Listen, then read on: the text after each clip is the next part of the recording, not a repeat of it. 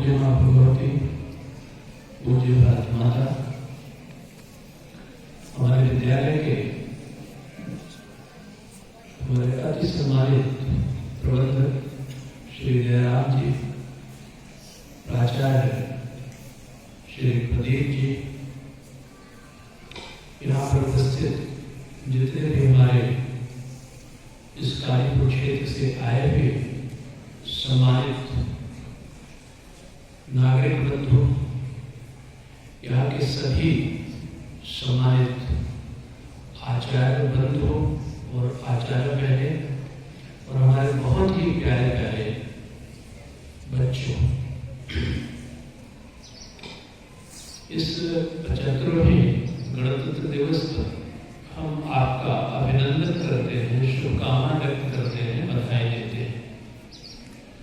अभी हमारे पूर्व वक्ता ने बहुत कुछ अच्छी बातें आप सबको बताई और हमारे बच्चे बच्चियों ने बहुत ही तरह के गीत और संगीत का प्रस्तुतिकरण बहुत ही अच्छी तरह से किया और इस ठंड में उनकी वजह से हम सब बंधे भी रहे। मेरे बच्चों, हमारे बहन, हमारे भाइयों, ध्यान है गणतंत्र दिवस हर वर्ष आता है। अगर भारतवर्ष की बात करें तो देश जो है संविधान से चलता है, लेकिन राष्ट्र जो है संस्कृति से चलता है। हमारे राष्ट्र की संस्कृति भारतीय संस्कृति है और अभी इस भारतीय संस्कृति के पोषक भगवान राम की प्राण प्रतिष्ठा 22 जनवरी को अयोध्या नगरी में हुई। मैं एक घटना बताता हूं कि 6 जनवरी को अयोध्या से हवाई जहाज की यात्रा शुरू हुई और 12 जनवरी को मैं उस अयोध्या के हवाई अड्डे से दिल्ली तक गया और 12 जनवरी को आप जानते हैं स्वामी विवेकानंद की जयंती है। इस जनवरी महीने में 3-4 बड़ी महत्वपूर्ण तिथियां होती है। 12 जनवरी को स्वामी विवेकानंद की जयंती, 23 जनवरी को सुभाष चंद्र बोस की जयंती और 26 जनवरी को गणतंत्र दिवस। और अब इस जनवरी में भगवान राम की प्राण प्रतिष्ठा का दिवस 22 जनवरी को जुड़ गया, जो भी बहुत ही महत्वपूर्ण पूरे भारत वर्ष के लिए है। अब हम देखते हैं कि गणतंत्र दिवस हर वर्ष तो आता है, लेकिन क्या ये हम एक सेरेमोनियल तरीके से कर्मकांड तरीके से कुछ गाना बजाना, कुछ भाषण कर रहे, इतने से हमारा दायित्व पूरा हो जाता है क्या? नहीं, ऐसा नहीं। हम इस देश के नागरिक और हमारे बच्चे जो हैं, ये देश के भविष्य, राष्ट्र के भविष्य, और राष्ट्र तभी समृद्ध होता है जब देश का हर बच्चा, हर नागरिक अपने कर्तव्यों का राष्ट्रोन्मुखी होकर के पालन करता है। आप हाई स्कूल में, इंटरमीडिएट में है, इसके बाद विभिन्न कक्षाओं में विभिन्न क्षेत्रों में जाएंगे और पहला उद्देश्य होगा कि आप स्वावलंबी हो और स्वावलंबी ठीक तरीके से हो। ये हम सबका पहला उद्देश्य होता है, होना भी चाहिए।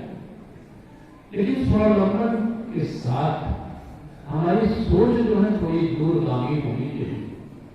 अगर हम डॉक्टर बनते हैं, हम इंजीनियर बनते हैं, हम प्रशासनिक अधिकारी बनते हैं, हम उद्योगपति बनते हैं, तो हमारा उद्देश्य केवल पैसा या सैलरी पाना नहीं होता, बल्कि वो हमारा पैसा और सैलरी उसका एक बाई प्रोडक्ट होता है, वो हमको मिलता ही है। लेकिन हमारी सोच जो है इस तरह से होनी चाहिए कि हम राष्ट्र के विकास में, राष्ट्र को सामर्थ्यवान बनाने में कितना योगदान करते हैं, राष्ट्र की सुरक्षा में कितना योगदान करते हैं, इसका हमें ध्यान रखना चाहिए। मेरे बच्चों, राष्ट्र की सुरक्षा की जिम्मेदारी भारतीय सेना की ही है। अगर हम लोग सक्षम होंगे, स्वावलंबी होंगे, सामर्थ्यवान होंगे, तो निश्चित रूप से हम राष्ट्र की सुरक्षा में अपना अप्रतिम योगदान देंगे। अगर हमारे जीवन में सामंजस्य हो, एक दूसरे के प्रति प्रेम होगा, तो हम राष्ट्र की सुरक्षा में, राष्ट्र के गौरव में अपना योगदान देंगे। कारण यह है कि 15 अगस्त 1947 को हमको स्वतंत्रता मिली, लेकिन अभी भी हमें स्वाधीनता मिलना बाकी है। 26 जनवरी 1950 को गणतंत्र दिवस स्थापित होकर के लागू हो गया, लेकिन अभी भी हमें स्वाधीन होना बाकी है। कारण क्या है? ये जो हमारा संविधान बना है, ये एक तरह से आधार वाला संविधान है। आपके बहुतों को मालूम होगा, क्योंकि ये संविधान कुछ अंग्रेजों ने दिया, उससे लिया गया, कुछ और देशों से लिया गया, लेकिन जो भारतीय संस्कृति है, ये सनातन धर्म है, ये विश्व का प्राचीनतम धर्म है, प्राचीनतम संस्कृति है, और पूरे विश्व की जो संस्कृतियां हैं वो इससे निकली हुई हैं।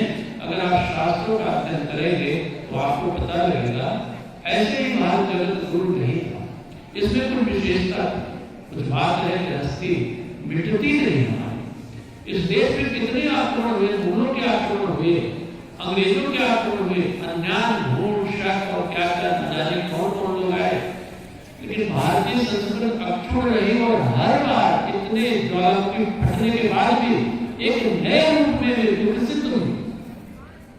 कारण है कि भारतीय संस्कृति कोई बौद्धिक चीज नहीं है, हमने एक नियम बना दिया, वही भारतीय संस्कृति बन गई। ना ना, भारतीय संस्कृति का बिरवा वेदों से निकला है, और वेद जो है अपौरुषेय है, उसको किसी मनुष्य ने नहीं कहा है, किसी मनुष्य ने नहीं कहा है, वो अपौरुषेय है। जिसको हमारे ऋषियों मुनियों ने, जो योग में निष्णात थे, उन्होंने उस शब्द को परस्यू किया, जो शब्द का स्वामी उनके अंदर कोयल था। ये कहना कि भारतीय संस्कृति किसी व्यक्ति विशेष की, ये व्यक्ति विशेषों की, व्यक्तियों की मानसिक उपज है, ये ठीक नहीं। इसलिए इतने आघात होने पर भी भारतीय संस्कृति अक्षुण्ण एक दूसरे की इस देश पर आक्रमण के आक्रमण है। यहाँ की संस्कृति के तमाम ग्रंथ जलाए गए, लेकिन फिर भी इस देश की पारिवारिकता सुरक्षित है।